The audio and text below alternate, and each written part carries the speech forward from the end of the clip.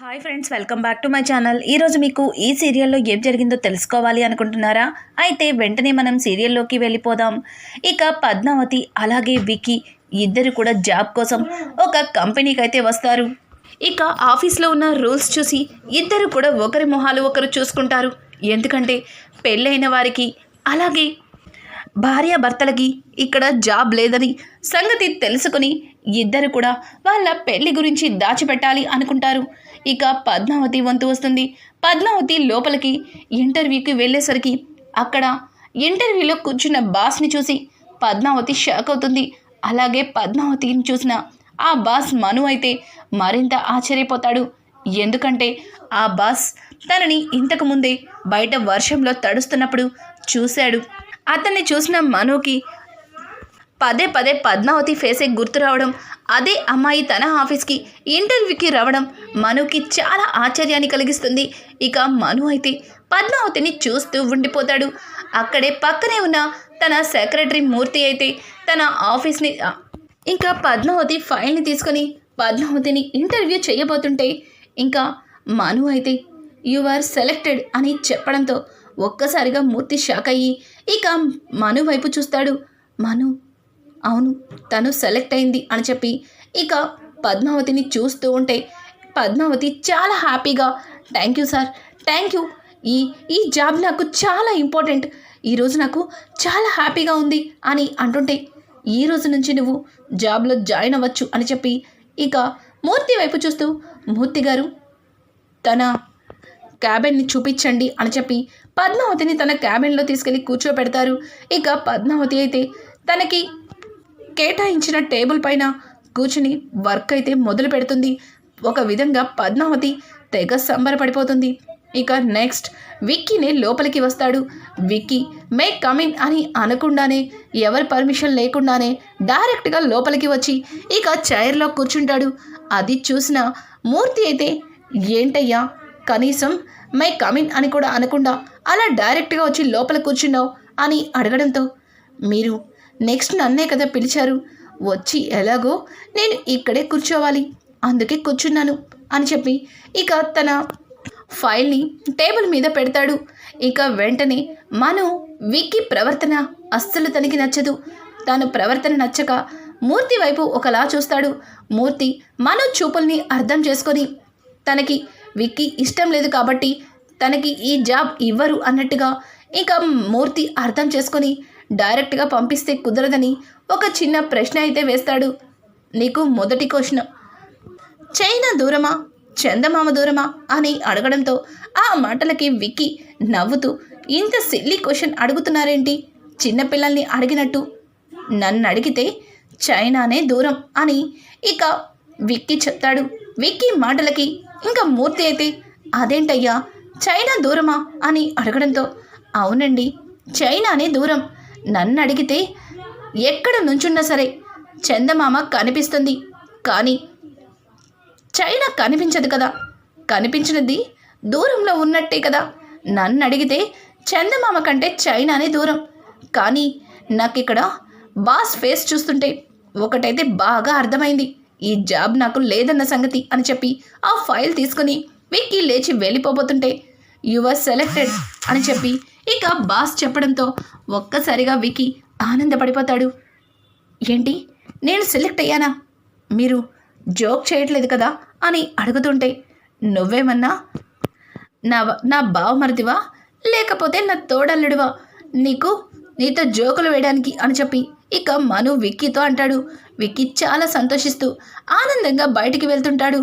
ఇక పద్మావతి అయితే విక్కీ లోపలికి వెళ్ళడం గమనించి తను ఎప్పుడెప్పుడు బయటికి వస్తాడా అన్నట్టుగా ఎదురు చూస్తూ ఉంటుంది. ఇంతలో విక్కీ చాలా ఆనందంగా బయటకైతే వస్తాడు. విక్కీ ఫేస్ చూసి పద్మావతి ఖచ్చితంగా విక్రమాదిత్య గారికి జాబ్ వచ్చే ఉంటుంది, అయినా విక్రమాదిత్య గారు చాలా టాలెంటెడ్, ఆయన్ని వద్దని ఎవరనుకుంటారు అని చెప్పి పద్మావతి అయితే విక్కీని చూస్తుంటుంది. అలాగే విక్కీ తన కోసం కేటాయించిన టేబుల్ దగ్గర కూర్చుని ఉంటాడు. ఇక మను అయితే మూర్తితో తన కళ్ళతో సైగ చేయడంతో మూర్తి బయటికి వెళ్ళి కొన్ని ఫైల్స్ని విక్రమాదిత్య టేబుల్ మీద పెడతాడు. విక్కీ ఆల్రెడీ లోపల క్యాబిన్లో జరిగిందంతా గుర్తు చేసుకొని తను ఈ ఫైల్స్ వరకేనా, లేకపోతే ఇంకా ఏమైనా ఫైల్స్ ఉన్నాయా, అన్నింటినీ ఇక్కడే పెట్టండి అని చెప్పి ఇక వాళ్ళకి వ్యతిరేకంగా విక్కీ చెప్పడంతో మూర్తి మరిన్ని ఫైల్స్ని తీసుకొచ్చి విక్కు టేబుల్ మీద పెట్టి వీటన్నింటినీ పూర్తి చేసి నువ్వు ఇంటికి వెళ్ళాలి అని చెప్పి మూర్తి అక్కడి నుంచి లోపలికైతే వెళ్ళిపోతాడు. ఇక ఇది ఇలా ఉండగా అక్కడ చూస్తే ఆర్య కూరగాయలు తీసుకొచ్చి ఇంకా అను చేతికైతే ఇస్తాడు. అది చూసిన కుచల ఆర్య దగ్గరికి వచ్చి, రే ఆర్య, ఏం చేస్తున్నావురా? నువ్వు చదివిన చదువేంటి, నువ్వు చేస్తున్న పనేమిటి? నువ్వు కూడా విక్కీలాగా ఏదన్నా జాబ్ చూసుకోవచ్చు కదా, ఇలా ఇంట్లో పనులు చేస్తుంటావు. నాకు చాలా బాధ అనిపిస్తుంది అని చెప్పి కుచల మాట్లాడుతూ ఉంటే అదే టైంలో నారాయణ కుచల అన్న మాటలు నిజమన్నట్టుగా ఇక ఆర్యతో, రే ఆర్య, ఇవన్నీ చూసుకోవడానికి మేమందరం ఉన్నాం, నువ్వు కూడా ఏదైనా జాబ్ చూడాల్సింది. పద్మావతి అలాగే విక్కీ కూడా జాబ్ కోసమే వెళ్ళారు అని చెప్తుంటే ఆ మాటలకి ఆర్య, నాన్న, ఇవన్నీ చేయటం నాకేమన్నా సరదా అనుకున్నారా? నేను కూడా జాబ్ కోసమే ఇంటర్వ్యూకి వెళ్ళాను, కానీ అక్కడ నాకు జాబ్ రాలేదు. చేసేదేమీ లేక ఇదిగో ఇలా ఇంటికి వచ్చేసాను అని చెప్పి ఇక ఆర్య అక్కడి నుంచి చాలా చిరాగ్గా వెళ్ళిపోతాడు. ఆర్య అన్న మాటలకి కుచల, ఏంటండి వీడు అని అంటుంటే ఆ మాటలకి నారాయణ, నీ వల్ల నేను కూడా వాడిని మాటలు అన్నాను, వాడి మనసు ఎంత బాధపడిందో అని చెప్పి నారాయణ అక్కడి నుంచి ఇక వెళ్ళిపోతుంటాడు. అను ఆ కాయగూరల్ని తీసుకొని లోపలికైతే వెళ్ళిపోతుంది. తర్వాత ఇక్కడ చూస్తే మను బయటికి వచ్చి మూర్తితో పద్మావతి వైపు కలసైగ చేస్తాడు. ఇక పద్మావతి దగ్గరికి వెళ్ళిన మూర్తి, మేడం, మీరు బాస్తో రావాల్సి ఉంటుంది, మీరు ఇక్కడ కూర్చుని వర్క్ చేయడం కాదు అని అనడంతో ఆ మాటలకి పద్మావతి ఆశ్చర్యంగా, నేను బాస్తో రావాలా, ఎక్కడికి, ఎందుకు అని చెప్పి పద్మావతి అడుగుతుంటే, చూడమ్మా, నువ్వు ఈ ఆఫీస్లో బాస్కి పర్సనల్ సెక్రటరీ అంటే బాస్తోనే ఉండాలి.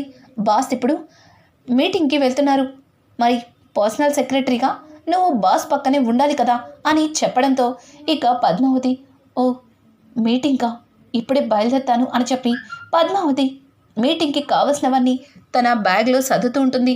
అది చూసిన మూర్తి నవ్వుతూ, అమ్మా, ఇవన్నీ అవసరం లేదు, అన్నీ బాస్ కార్లోనే ఉంటాయి, నువ్వు బాస్తో బయలుదేరు అని చెప్పి ఇక మూర్తి పద్మావతిని దగ్గరుండి పంపిస్తాడు. ఇక పద్మావతి మూర్తిని చెప్పినట్టుగా వాళ్ళ బాస్ మనుతో కారులో ఎక్కి కూర్చుంటుంది. వాళ్ళిద్దరినీ అలా చూసిన మూర్తి, సార్, ఇంతవరకు ఎప్పుడు కూడా అమ్మాయిలతో ఇలా లేరు, కానీ ఈ అమ్మాయిని చూసిన బాస్లో కొత్త మార్పు మొదలైంది, ఇక మనకి మేడం వచ్చేస్తున్నట్టుగా నాకు అనిపిస్తుంది అని చెప్పి మూర్తి అనుకుంటూ ఉండగానే ఇంతలో మను వాళ్ళ అమ్మ మూర్తికి కాల్ చేస్తుంది.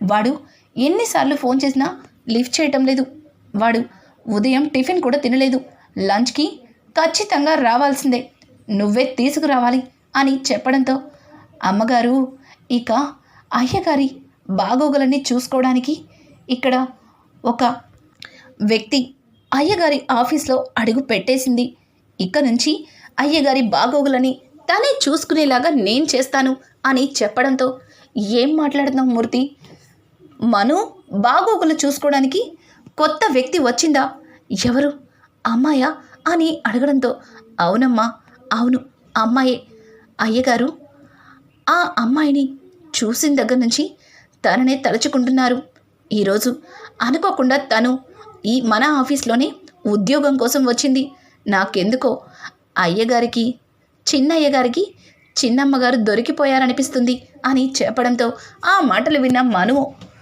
వాళ్ళ అమ్మ అయితే చాలా సంతోషిస్తుంది. మూర్తి, నువ్వన్నది నిజమైతే కనుక ఖచ్చితంగా ఆ దేవుడికి 108 కొబ్బరికాయలు కొడతాను అని చెప్పి ఇక మను వాళ్ళ అమ్మ చాలా సంతోషంగా ఫోన్ కాల్ కట్ చేస్తుంది. ఇంకా పద్మావతి వాళ్ళ బాస్ కార్ ఎక్కి మీటింగ్కి బయలుదేరుతుండడం చూసిన విక్కీ కాస్త జలస్ ఫీల్ అవుతాడు. ఎందుకంటే ఎంతైనా పద్మావతి తను ప్రేమించిన అమ్మాయి, పైగా తన భార్య వేరే అబ్బాయితో అలా కారులో వెళ్తుంటే ఎవరికైనా కోపం వస్తుంది కదండి. మరి పద్మావతిని చూసి విక్కీ కాస్త జలస్ ఫీల్ అవుతాడు. ఇక సాయంత్రం విక్రమాదిత్య స్వీట్ బాక్స్తో ఇంటికైతే వస్తాడు. విక్కీ చేతిలో ఉన్న స్వీట్ బాక్స్ చూసి కుచల ఆ సరదాగా, విక్కీ ఏంటి స్వీట్స్ తీసుకొచ్చావు? ఈ స్వీట్స్ నా కోసమే తీసుకొచ్చావు కదా, ఎన్ని రోజులైందో ఇట్లాంటి స్వీట్స్ తిని అని చెప్పి ఇక ఆ బాక్స్ తీసుకుని ఆవురావురమంటూ మూత ఓపెన్ చేసి స్వీట్ తినబోతుంది. ఇక నారాయణ అయితే, ఏయ్ ఆగు, ఎప్పుడు చూసినా తిండి గోలే. విక్కీ స్వీట్స్ తెచ్చావంటే ఖచ్చితంగా నీకు జాబ్ వచ్చుంటుంది అని చెప్పి ఇక పక్క నుంచి ఆర్య అంటుంటాడు. ఆర్య అన్న మాటలకి విక్కీ అవును నాకు జాబ్ కన్ఫర్మ్ అయింది అని చెప్పడంతో అందరూ కూడా విక్కీకి కాంగ్రెస్ చెప్తారు. ఇక కుచల అయితే తను తినడానికి తీసుకున్న స్వీట్ని విక్రమాదిత్యకి తినిపిస్తుంది. మరి పద్మావతి ఎక్కడ అని చెప్పి అను అడగడంతో విక్కీ పద్మావతి గురించి తెలిసినా సరే ఏమీ మాట్లాడకుండా లోపలికైతే వెళ్ళిపోతాడు. ఇక పద్మావతి తనకి ఇష్టమైన గరుడ మీద వచ్చి గరుడని పక్కన పెట్టి లోపలికి రాబోతుంటే వెంటనే అను ఆర్యని నెట్టేసి పరిగెత్తుకుంటూ, అమ్మి పద్మావతి ఈరోజు వెళ్ళిన పని ఏమైనట్టు? నీ మోహన్ చూస్తుంటే ఉద్యోగం సంపాదించినట్టుగా అనిపిస్తుంది అని చెప్పడంతో, అవునక్క అవును నాకు ఉద్యోగం వచ్చేసింది. ఇక ఈ రోజు నుంచి కూడా మన కష్టాలన్నీ తీరిపోయినట్టే. ఇంకా ఆ గుడికి వెళ్ళి నువ్వేం వంటలు చేయనక్కర్లేదు. హ్యాపీగా మనందరం మనకి నచ్చినట్టుగా ఉండొచ్చు. ఇక అందరం సంతోషంగా ఉంటాం అని పద్మావతి అందరి మొహాలు చూస్తూ తన ఆనందాన్ని వ్యక్తపరుస్తూ ఉంటుంది. ఇక విక్కీ వాళ్ళ నానమ్మ అయితే పద్మావతి దగ్గరకు వచ్చి, అమ్మ పద్మావతి నిజంగా నీ మనసు చాలా మంచిది. నువ్వు ఇంటికి కోడలిగా రావడం నిజంగా మేం చేసుకున్న అదృష్టం. తన కోసం తను ఆలోచించే రోజుల్లో మా అందరి కోసం ఆలోచిస్తున్నావు. మా అందరి కడుపు నింపడానికి నువ్వు చేస్తున్న ప్రయత్నాలు చూస్తుంటే నిన్ను చాలా ముచ్చటేస్తుంది అని చెప్పి ఇంకా పద్మావతిని పొగుడుతూ దగ్గరికి తీసుకోవడంతో అందరూ కూడా పద్మావతిని ఆనందంగా కడుపులో మనసు నిండా బాధతో పద్మావతిని చూస్తారు. ఇక పద్మావతి లోపలికి వెళ్ళేసరికి విక్కీ బెడ్ పైన కూర్చుని పదే పదే విక్కీకి బాస్తో కారెక్కిన సంగతే గుర్తు చేసుకుని కోపంగా ఉంటాడు. కానీ పద్మావతి విక్రమాదిత్యాన్ని చూసి ఇప్పుడు ఆనందంగా ఉన్న టైంలో ఈయన్ని ఎందుకు కదపడం, మళ్ళీ ఆయన కోపడతారు అన్నట్టుగా భయపడుతూ పద్మావతి స్నానానికి వెళ్ళిపోతుంది. ఇక విక్రమాదిత్య అయితే పద్మావతిని ఇష్టపడుతున్న మను, పద్మావతి విక్రమాదిత్యాలు భార్యాభర్తలు అన్న సంగతి తెలిస్తే ఎట్లా ఫీల్ అవుతాడు? అలాగే పద్మావతిని ఇష్టపడిన మనుకి పద్మావతికి ఉన్న బంధం ఏంటో తెలుసుకున్న తర్వాత విక్రమాదిత్య ఏమవుతాడు? రానున్న